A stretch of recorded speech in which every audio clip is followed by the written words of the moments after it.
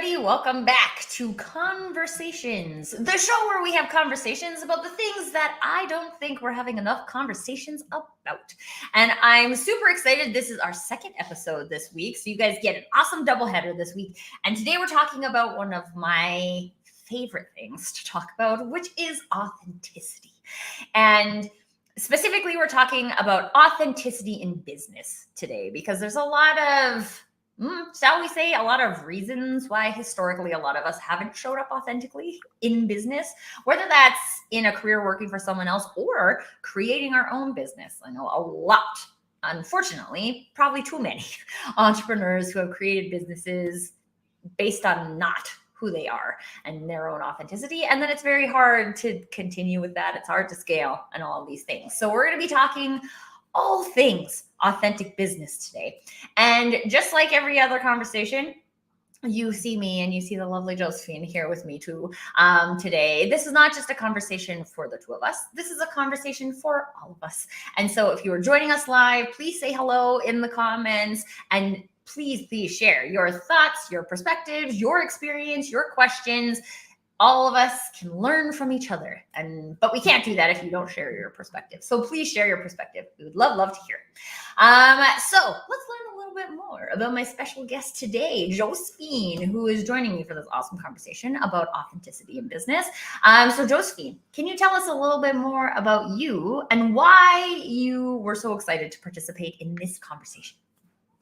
Well, first of all, thank you so much, Tracy, for having me. And it's so lovely to be connected to you. And that, I think, is kind of like the core of authenticity, because that is also how we connected.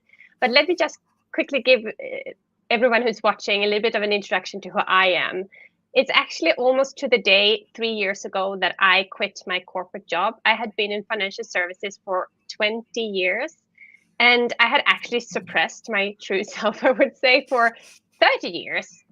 More or less, and kind of like you're forced into a kind of like a persona or a role that you think you should be, or that you kind of like think that others expect you to be in the corporate environment. Very suit, blue, black, whatever. The first things I did when I had quit my job was to start wearing big earrings and nail polish and stuff like that I hadn't really dared to do before. So like tiny bits and pieces like that. I've always been like a very loud laugher, someone who laughs very loud, which wasn't always as appreciative like in the corporate environment either. So those are kind of things that I probably tend to overdo then a little bit now that I'm out of the corporate environment. So thank you so much, Tracy, for having me. Yeah, and I'm so excited. I think this would be a great place to start the conversation, Josephine, is I like to call it corporate trauma. And it's really just based on these are the type of corporate environments that we grew up in, and trying to break out of that, or having the opportunity to break out of that. But also more importantly, I found in the entrepreneurship arena, that's all we know. Right. So then when we go to start a new business, we use a lot of those business practices that we've done before, including some of those things like laughing too loud is bad. Right. Which is so funny because I have my brother-in-law is one of the people who and you just can feel his joy, like just coming from his gut. Right. And I love that. Right. I just there's so much happiness and joy existing there. And we don't like that in the corporate environment because it's not professional. So what are some of your experiences in kind of that transition of, I felt like these pieces of me for so long were being ignored, or actually I was being told that they were bad or unprofessional, and how do we get our access back to some of those things? Well, first of all, I think it was as if, I had tried to break out of corporate for a couple of years actually, but I hadn't really dared to take the leap until one day when I got my wake up call. I learned that my father had incurable cancer and that he would have 3 more months to live. And those 3 months were actually only 6 weeks. And before he passed away, I had actually handed in my resignation, because that was my really true wake up call. I was like, what the heck am I doing here? Going to a job where I have stomach ache, I have when I open up my laptop in the morning, I was yelling at people, not being a person that you really want to be around, I would say. And I think that was also kind of like, I realized that I had become a person that I don't want to be myself. I listened to, I think it was Mel Robbins once, who said, if you call someone on the phone, like we did in the good old days, when you call someone on the phone, how is their reaction? Is it like a happy reaction? Oh, Josephine or Tracy, they are calling me. Or is it more like, oh, holy cow, she's calling me? And if it's like a holy cow or being afraid of picking up the phone because someone calls you, then that is a bad reaction, right? So I definitely didn't want to be that person. And I was like, how do I change? So I started kind of like, for me, it was also kind of finding myself, or finding back to myself, if you want to put it like that. And I'm still on a journey, and it's been 3 years, and I'm still walking on that path, I would say. I think that's a really important thing, and I say that often on this show, is that all of these things are a journey, right? It's a thing that you show up and you do intentionally in a day, right? And it's not necessarily to be like, I'm gonna have the loudest laugh in the room, right? Like, that could be your intention, but more so in the arena of like, if I find something funny, I'm gonna laugh my natural laugh, and I'm not gonna be afraid to do it. And it doesn't actually mean, it's funny, I took my son for his COVID vaccination earlier today. And he was terrified and he cried.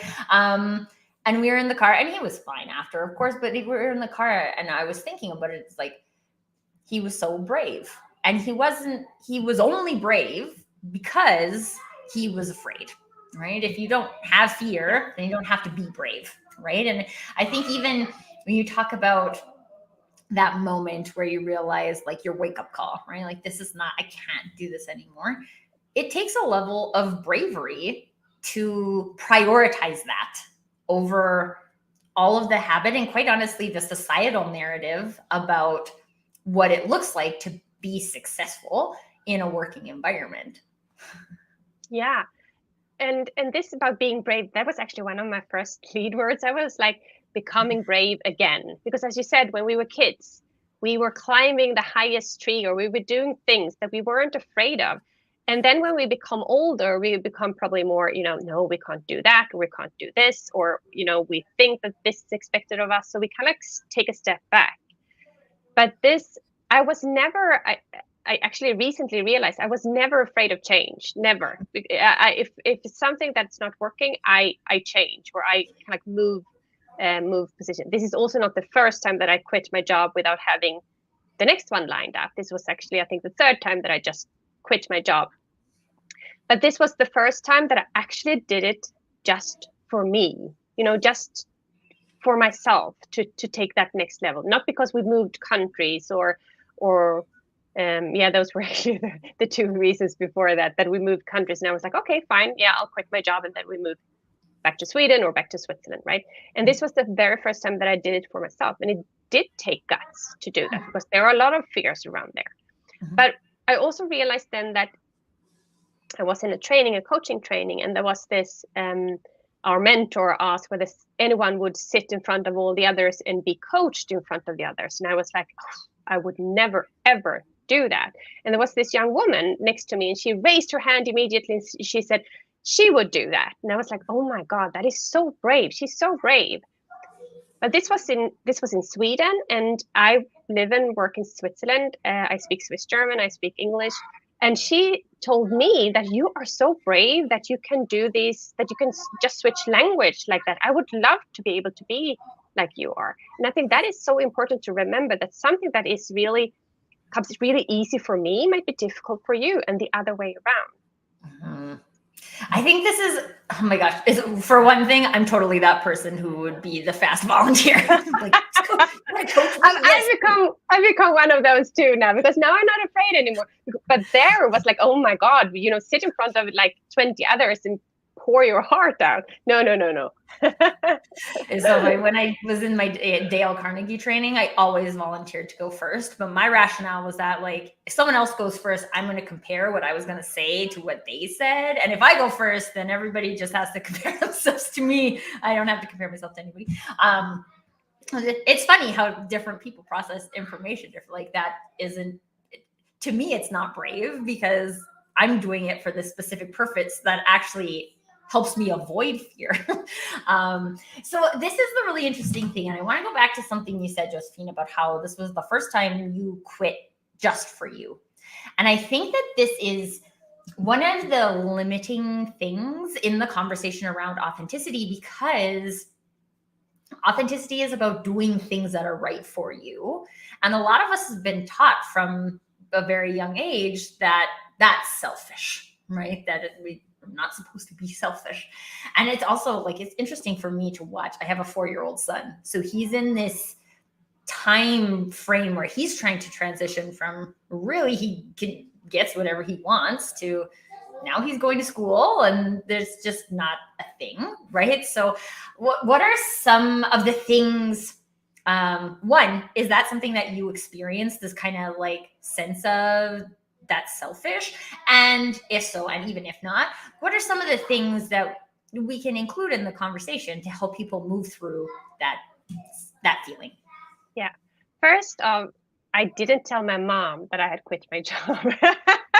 I was mid-40s and I didn't tell my mom. Not until after my father had passed away, I told my mom about that. So that is kind of like the thing of, not wanting to hurt, like scare someone else or hurt someone else or whatever, so that you kind of like try to fit in, right? Mm-hmm.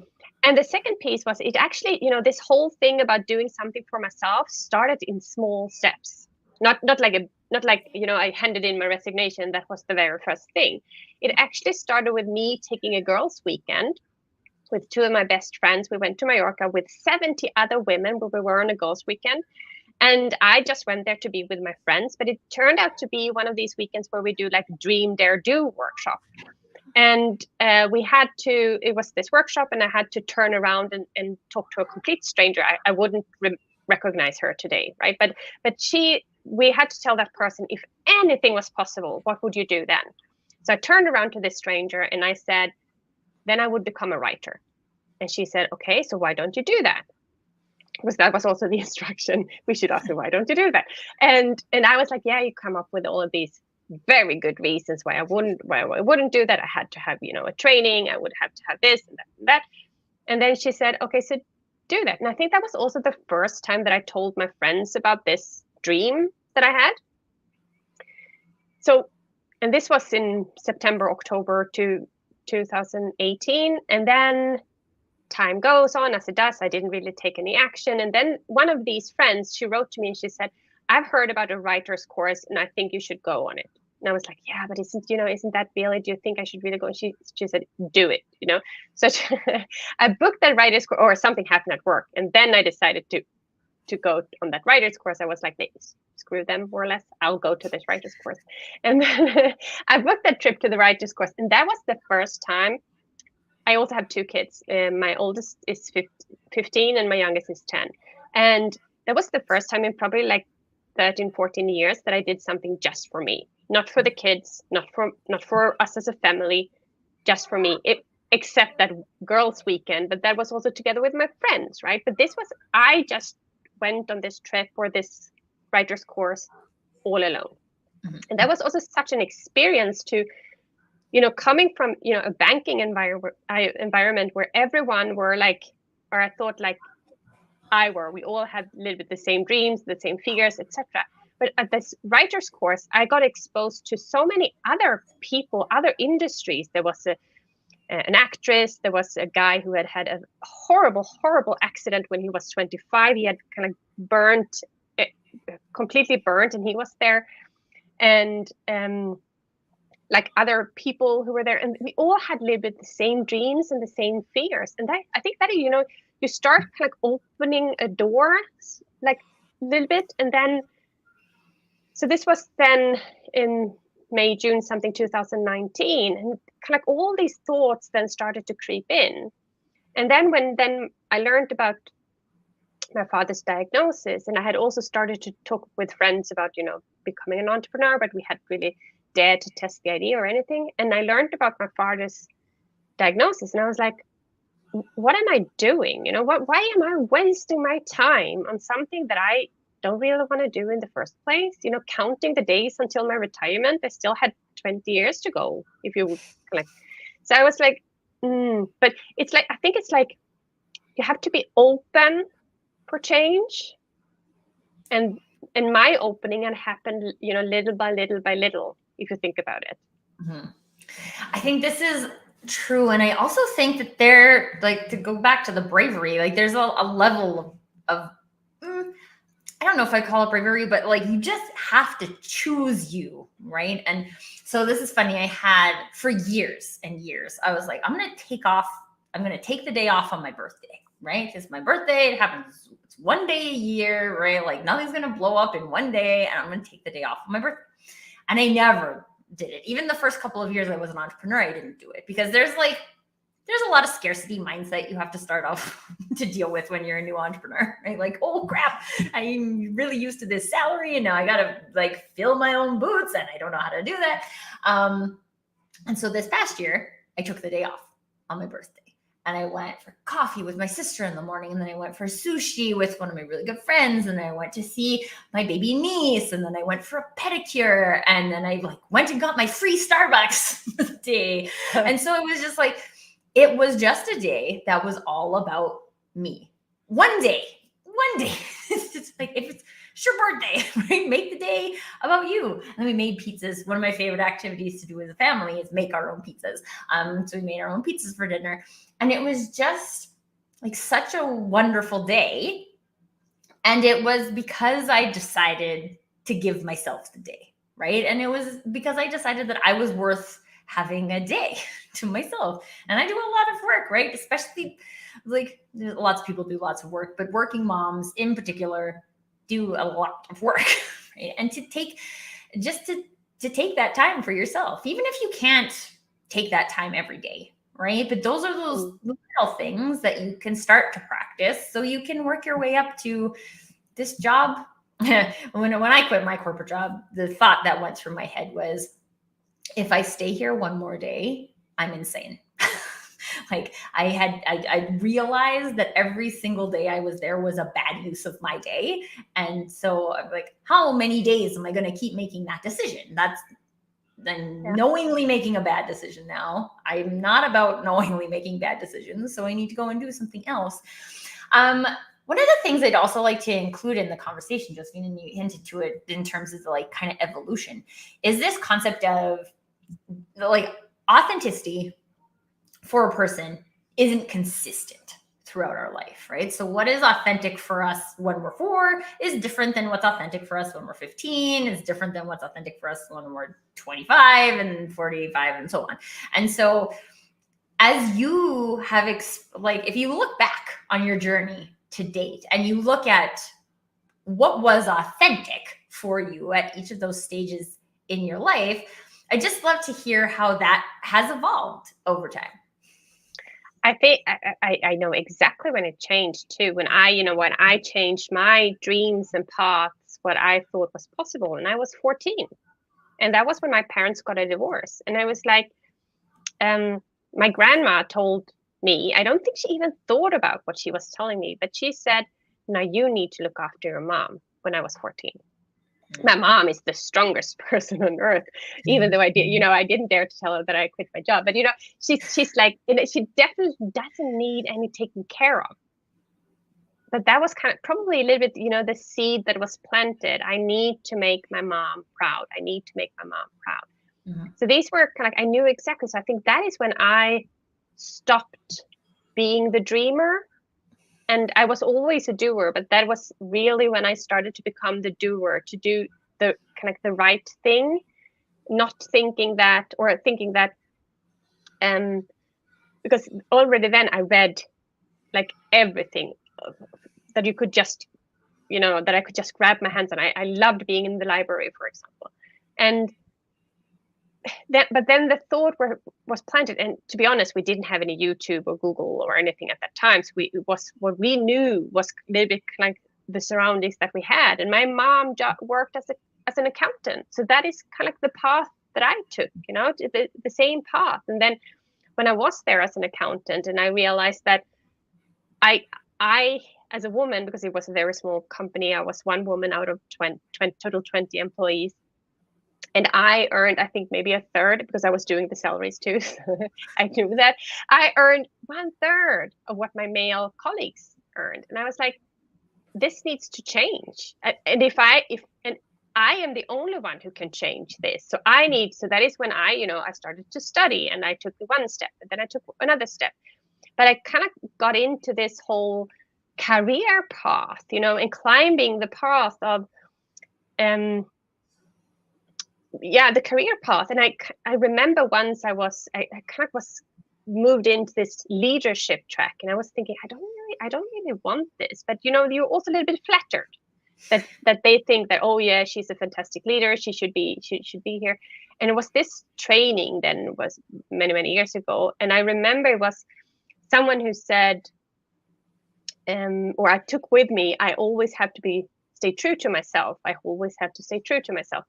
What I forgot in this whole process was that I wasn't really honest to myself about what it is that I want and what I want to do. So that is, I think, the authenticity has a lot of being honest to yourself and true to yourself. Yeah, and I think there's not a lot of spaces to practice that, right? Like, I think about my experience in school and university and corporate, and there's no space where you have the space to even figure out, like, what would I do? What about this do I like? What about this do I not like, right? And I feel like if you have a really good manager, I used to do this activity with my teams called Love Loathe, so we could like stay connected on what they love about their job and what they loathe about their job. Not that I can necessarily make it so you never have to do the things you loathe, but at least you know that I care and I'm trying to optimize what you're doing. But we just have this. It's almost like you need to have that clarity of knowledge about yourself, right? Like, you need to know, this is what's important to me, in order to show up really authentically. And having that clarity is a continual journey, right? We're constantly peeling away layers of the onion to who we are. And that means that, like, it doesn't mean that when I was working as a high-powered executive that my actions weren't authentic. It's just that I have a different level of knowledge about myself now than I did before. And I showed up as authentically as I could in those shoes. And now I know that I hate those shoes and I can show up more authentically. But I also can't learn that I don't like those shoes unless I wear those shoes, right? So yeah. I think that's why it's so important for people to remember that it is a journey, and you have to go through those things to learn who you are. Exactly. And also, it might be a cliche, but the backpack that you're bringing, that also brings, your experience and your learnings. And if I'm really honest, the leaders I've learned the most from are the ones who weren't really leaders, but who did a crappy job at what they were doing. I mean, that is where you realize, this is not what I want to do. I want to be different. I love your idea about love and loathe, but to give your, as you say, everyone can't just do things that they love to do, but at least they get a saying, and it is okay to say, you know what, Tracy, I don't really like this task. Oh, good that you're saying that. Now we can maybe find a solution for it. Right. Well, and I had people who are like, I hate doing PowerPoint presentations. And I had people who are like, I love doing PowerPoint presentations. Like, this is great. We can make this work. There are some things, but I think the thing that I appreciate the most is that when someone has to do something that they loathe, that you just recognize that, right? Like, I recognize that there were some, I feel as an entrepreneur, there's also tasks that I don't like to do, right? Like, every time I have to do my quarterly accounting, I'm just like, ugh. Like, yeah, I'm here too. All the caffeine because this drains me. But you have to do it, right? And so no matter if you're working for yourself, working for someone else, you can't always be doing something you love, and you can't always be showing up 100% authentic, right? There's zero people in the world who show up authentically 100% of the time. Your husband will ask you how you're doing, and you'll be like, I'm fine. You're like, not really fine, right? Like, that's not really authentic.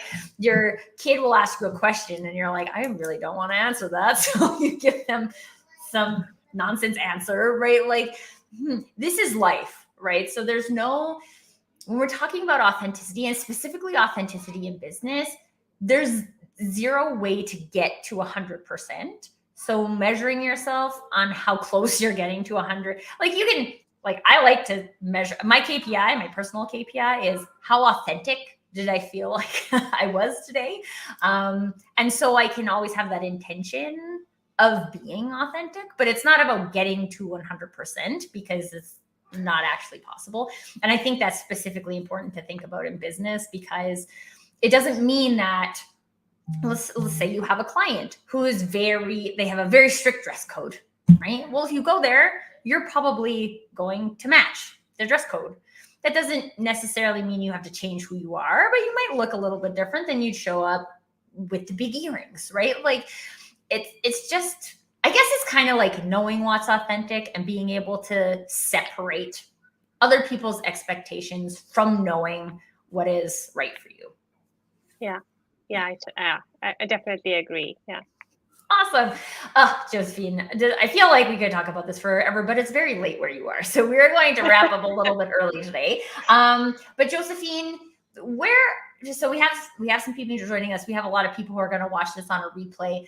If they are looking for more information on ways to be more authentic in their business, what are some recommendations that you have for them? I think in general, independently, if it has to do with authenticity or whatever it might be, think just take small steps, because I think that is what scares the most of us. And we see this big mountain, or finding your why, or finding your purpose, and it feels like I have no clue. I don't even know who I am. How should I find my why? And I think that kind of holds us back. But what I say then is take small steps, reach out to someone, connect with them. Like you and I connected on LinkedIn, right? Just start chatting with someone. I connected with another guy earlier today, and we had a coffee on Friday in a week. Just these tiny steps. Update your CV, update your LinkedIn profile, go on that girls trip, or go on that kind of training that you want to go on, that you have been thinking about for so long. Start opening up that door just a tiny bit, and things will happen. I mean, if you would have asked me in 2019, I mean, I didn't have a profile picture on LinkedIn. My Instagram profile was extremely private. I probably had like 20 followers or whatever. They were my closest friends. I had 2 pictures from 2013, one of my kids and one of when I crashed our cars. That was it, right? But I realized that if I want to create a life that I love, I have to become a public person, and I have to dare to open up like we're doing now. If you would have told me then, hey, Josephine, we will sit there, we will talk live, and I would have said, without a script. Without a script, exactly. Hell no, I'm not doing that. You find someone else, Tracy. And those are the things that I mean. You just start small, and all of a sudden you're sitting here talking to Tracy across the world, right? It's everybody's welcome amazing on this show. If you guys want to come and chat with me, you just let me know. But I think this is so true, right? Like it's nice. It's nice to look at the future. I've conquered the mountain version of myself, but I love the mountain analogy, because no one gets to the top of the mountain without some kind of effort, right? You have to climb, or you have to find a helicopter pilot who will fly you to the top. Even if you're trying to find like a different way of getting there, there's effort that you have to put in. And we don't get to the top of the mountain. The two important things: we don't get to the top of any mountain without any kind of effort and energy, but we definitely don't get to the top of our mountain without taking those baby steps towards authenticity, because the baby steps lead us to taking giant steps forward in something that makes sense to us. And one of the things I'll add to in that is this paying attention, right? Like even paying attention to those things that you're saying in your head about, like, oh, I wish I could do that, right? I've always wanted to do that. Listen to yourself and notice what you're saying about those things, because that's the window, that's the opening into doing things that you might not have clarity as to why they matter to you yet today, but those opportunities, meeting other people who are doing those types of things, those are the things, those are the interactions, those are the conversations that help you discover more things about yourself. Yeah, and I heard such a good thing, and it's not the first thing I heard it, but today kind of like was a reminder that what is the price that you're paying for not pursuing your dream? And I think both you and I experienced it. You felt as if you were going crazy if you would have to stay there for another day. I felt as if I would never get out of there. I felt as if I was stuck. I would have to stay there until I was retired, another 20 years. I was like, no.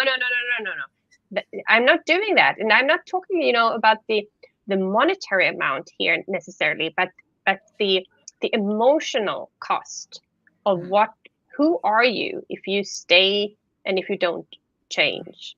Mm-hmm. And being authentic, by the way, is so much easier, costs way less energy, and is so much more fun if you do that compared to if you have to be a certain someone. And we could talk a whole bunch of time about that, because then you're putting your you energy out into the universe, and you get to attract the people who are attracted to you, not this version of you that you're trying to be because society says so, or our parents say so, or our culture says so, but it's because you're being you. And then you get to build this amazing community of peeps around yourself that are like you, that like you for who you are, that like you because you have the loud laugh and the big earrings, right? Like I have a friend who's always wearing crazy earrings, and every time I see her, I'm just like, what earrings is she going to be wearing? Right? Like it's fun. And it's not fun for everyone, right? Being the authentic you, the point of it isn't to attract all people, because the authentic you won't attract all people, but the inauthentic you won't attract all people either. So there is less energy given in being ourselves. So might as well just be that. And I know it sounds simple. It's harder than that, because it takes some practice to figure out who that real version of you is. But once you tap into it, it's almost like then you like turn. Now I'm going to sound really Canadian, but when you like tap the maple tree and you turn the thing, and then the maple syrup just runs out of it and you can't stop it, right? Like it's just, here it comes. That, I don't know, even when I talk about it, right? Like it's just as fun, right? And it can be fun to show up as the youest version of you, especially when you're surrounded by the people who love the youest version of you. Yeah. And there again, start small, take small steps. Buy the big earrings. See what happens. Yeah. And heck, just wear them in your house. You're too afraid to wear them outside yet, right? Like, we're not talking about like, okay, get your whole wardrobe redone and then start a LinkedIn Live series and like be out. No, you do not have to do that, right? Baby steps. And everybody's baby steps are unique, right? So we talked about that earlier. What it feels brave for me isn't the same thing as what feels brave for Josephine. And so like, I'm not here to judge you on what's brave. You take a small, brave step. Let's leave it at that today. Everybody who's watching this, take one small, brave step tomorrow towards your dream. Heck, do it today. You're watching it today. Don't wait till tomorrow. Do it today and just take one baby step. And then let us know how it goes after. Oh yeah, I would love to hear about those baby steps. Imagine how big a step they all make together. You guys.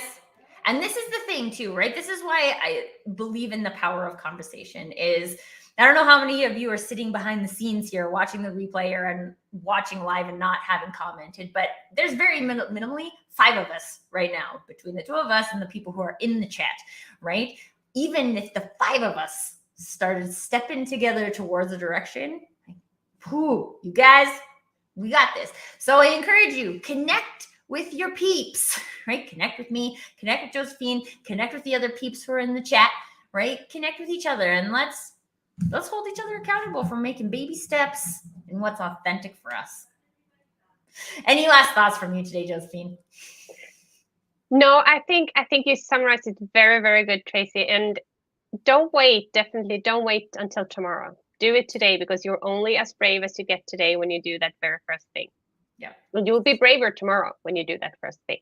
That's true. And then you can take a bigger step tomorrow. So exciting. So excited about all the steps that we're going to take. Thank you so much for joining me in the conversation today, Josephine. Thank you, Olga, Dennis, Blessing, for joining us in the chat. It was amazing to have you guys. I'm trying to fix my language. I did a session on inclusive language on Tuesday, and I realized how often I say you guys. And so I'm trying to say peeps instead. Thank you, peeps, for joining us in the conversation. It has been awesome. And until next time, everybody, permission to do you.